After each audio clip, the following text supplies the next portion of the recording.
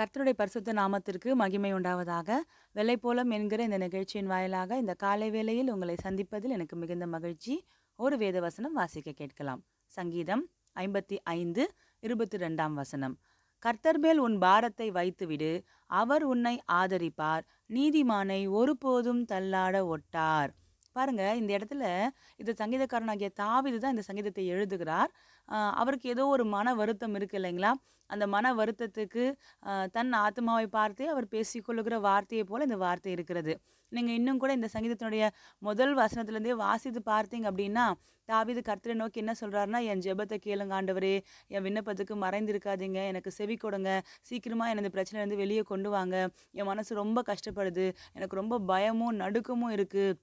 இப்படியெல்லாம் தாவீது பேசுறத பார்க்குறோம். இன்னும் நீங்க பார்த்தீங்கன்னா 12ஆம் வசனத்துல, "என்னை நிந்தித்தவன் சத்துரு அல்ல, அப்படி இருந்தால் சகிப்பேன். எனக்கு விரோதமாய் பெருமை பாராட்டினவன் என் பகைஞன் அல்ல. அப்படி இருந்தால் அவனுக்கு மறைந்திருப்பேன். எனக்கு சமமான மனுஷனும் என் வழிகாட்டியும் என் தோழனுமாகிய நீயே அவன்." பாருங்க, அப்போ தாவீதுடைய தோழனும் தாவீதுக்கு வழிகாட்டியாக கூடவே இருந்த ஒருத்தர் என்ன பண்ணியிருக்காங்க, தாவீதை நிந்தித்திருக்கிறாங்க. ஸோ அப்போ எந்த சூழ்நிலையில எழுதப்பட்ட சங்கீதம் இது? அத நம்ம புரிந்து கொள்ளணும் அப்படின்னா, இந்த சங்கீதத்தின் தலைப்புக்கு போய் பார்க்கணும். கரெக்ட்டுங்களா?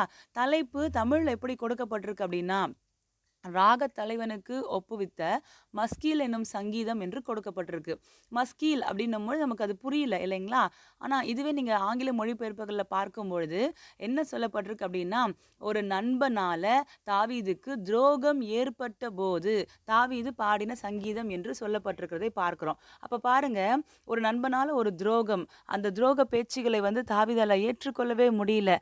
அதாவது தாவீது ரொம்பவும் பயப்படுகிற ஒரு காரியம் என்ன அப்படின்னா, மனிதர்களுடைய நிந்தனையான பேச்சு, மனிதர்கள் பழிச்சு பேசுற பேச்ச தாவீதால ஏற்றுக்கொள்ளவே முடியாது பாருங்களேன். அதுலயும் இத்தனை நாள் கூட இருந்து வழிகாட்டியா, தோழனா, சமமா கூடவே இருந்த ஒரு நபர் தன்னை பார்த்து துரோக பேச்சுகளை பேசுகிறதையும், தன்னை நிந்திக்கிறதையும் தாவீதால ஏற்றுக்கொள்ள முடியாம, அந்த வார்த்தைகளுக்கு தப்புவீங்க ஆண்டவரே, என்னால அத தாங்க முடியலன்னு சொல்லி தாவீது கர்த்தரை பார்த்து அழுது புலம்புகிறதை பார்க்க முடிகிறது.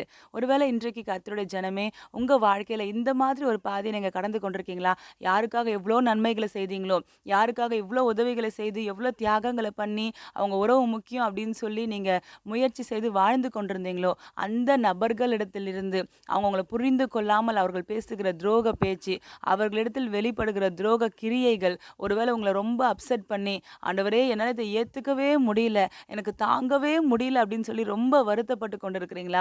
பாருங்க, தாவீது என்ன செய்தாரோ, அதையே நாமும் செய்யணுங்க. தாவீது என்ன செய்றார் தெரியுங்களா? "நீ நீ கலங்காத என் ஆத்துமாவே, நீ உன்னுடைய பாரத்தை எல்லாம் எடுத்து கர்த்தர் மேல வைத்திடு. அவர் உன்னை ஆதரிப்பார். நீதிமானை ஒருபோதும் தள்ளாட ஒட்டார்" என்று சொல்லி, தன் ஆத்துமாவில விசுவாச அறிக்கை செய்து, அவர் பெலன் கொள்ளுகிறத நீங்க அங்க பார்க்க முடியும். ஏன்னா, புலம்பிட்டே இருக்கிறதுனால ஏதாவது முடிவு இருக்கா? கண்டிப்பா இல்லைங்க. அப்போ நம்ம என்ன பண்ணணும்னா, நமக்கு அந்த குறைவை எண்ணி ஒரு புலம்பல் வர்றது உண்மதான். அது வரவே கூடாதுன்னு சொல்ல முடியாது இல்லைங்களா? நம்ம புலம்பிடுறோம் தான். ஆனாலும் உடனே ஒரு கர்த்தருடைய பிள்ளை சுதாரிக்கணும். என்ன சுதாரிக்கணும்? நான் நீதிமான். நான் இரத்தத்தினால மீட்கப்பட்ட தேவனுடைய பிள்ளை. ஆகையால என்னை ஒரு நாளும் என் கர்த்தர் தள்ளாட ஒட்டார். நான் நம்பின தோழனோ, எனக்கு சமமான மனுஷனோ என்னை தள்ளாடும்படி செய்து, என் கால வாரி விடும்படி செய்து எனக்கு துரோகம் பண்ணியிருக்கலாம். ஆனா, கர்த்தர் என்னை தள்ளாட ஒட்டார் என்கிற நம்பிக்கை வேணும். என்னை ஆதரிக்கும்படி கர்த்தர் என்னோட கூட இருக்கிறார் என்கிற நம்பிக்கை வேணும். தாவீது தன்னுடைய பாரத்தை எல்லாம் கர்த்தர் மேல வைக்க பழகுனதும், அவர் அதுலேருந்து ரிலாக்ஸ் ஆகுறத நீங்க பார்க்க முடியும். லாஸ்ட்டா முடிக்கும்பொழுது, "நானும் உம்மை நம்பிக்கொண்டிருக்கிறேன்னு" சொல்லி முடிக்கிறத நீங்க பார்க்க முடியும். அப்ப இன்றைக்கு இந்த காலை வேளையில நீங்களும் அத தான் செய்யணும்னு சொல்லி ஆவியானவர் நமக்கு ஆலோசனை கொடுக்கிறாருங்க. அதாவது இந்த மாதிரி வருத்தம், பெயின் உள்ள அதிகரிக்கும் பொழுது, அந்த துரோகங்களின் காரியங்கள் மனசுக்குள்ள அதிகரிக்கும் பொழுது, நம்ம அந்த பாரத்தெல்லாம் கொண்டு போய் கர்த்தர் மேல வச்சுட்டு, "யார் என்னை ஏமாத்துனாலும், நீங்க என்ன ஏமாத்த மாட்டீங்கப்பா" அப்படின்னு சொல்லி அவர் மேல நம்பிக்கையா இருக்கணுமா. சரிங்க. அப்படி ஏன் நம்ம இத கர்த்தருக்கு தெரியப்படுத்தணும் தெரியுங்களா? ஏன்னா, அந்த துரோகத்தின் வலி என்னன்றது இயேசுவுக்கு தெரியுங்க. அவரு தன் சொந்த குமாரன் அதாவது தன் சொந்தத்துல வந்தார். தன் சொந்த ஜனங்களிடத்துல வந்தார். சொந்த ஜனங்களோ அவரை ஏற்றுக்கொள்ளாம அவரை சிலுவையில் அறையும்படி காட்டிக் கொடுத்தாங்க. யூதாஸ் காரியத்து தோழனும் சமானமானமா இருந்தான். ஆனா அவன் இயேசு கிறிஸ்துவை காட்டிக் கொடுத்தான். பேதுரு கூடவே இருந்தார். அவர் மறுதலித்தார். ஆண்டவராகிய இயேசு கிறிஸ்து எல்லாருக்கும் நன்மை செய்திருக்க, அவருக்கு தீமை செய்யும்படியே அவரோட அநேகர் அவரை சமயம் பார்த்து தேடிக் கொண்டிருந்தாங்க. அப்ப பாருங்க, இந்த துரோகம் என்பது, அதனால் உண்டாகிற வலி என்பது இயேசுவுக்கு புதிதல்ல.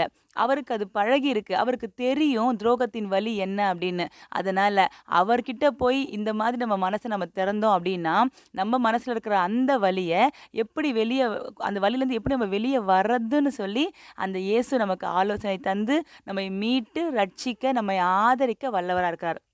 ஆகையால எல்லா பாரத்தையும் எடுத்து இயேசு மேல வச்சுருங்க. அப்பா மேல வச்சுருங்க. நீங்க ரிலாக்ஸ்டா இருங்க. நீங்க ரிலாக்ஸ்டா இருக்கிறது தான் கர்த்தர் விரும்புகிறார். நீங்க கவலைப்படுகிறது அவருக்கு விருப்பம் அல்ல. ஜெபிக்கலாம். பரலோக தகப்பனே, ராஜா உம்மை ஸ்தோத்திரிக்கிறோம். உமக்கு நன்றி செலுத்துகிறோம். அப்பா, இந்த நாளில் கேட்ட உம்முடைய வார்த்தையின்படியே ஆண்டவரே, எங்க எல்லாருடைய வாழ்க்கையிலயும் எங்க பாரத்தை எல்லாம் உங்க மேல கொண்டு வைக்க, ஆண்டவரே, மனுஷருடைய துரோகங்களை நாங்கள் பார்க்கும் பொழுது மனம் கலங்கி, அப்பா அதிலே நின்று விடாதபடிக்கு நீர் எங்களை ஆதரிக்கிற தேவன் என்கிறதை உணர்ந்து உங்க மேல நம்பிக்கையா இருக்க எங்களுக்கு உதவி செய்யுங்க. இயேசு கிறிஸ்துவின் நாமத்திலே ஜெபிக்கிறோம் பிதாவே. ஆமேன். Thank you. God bless you.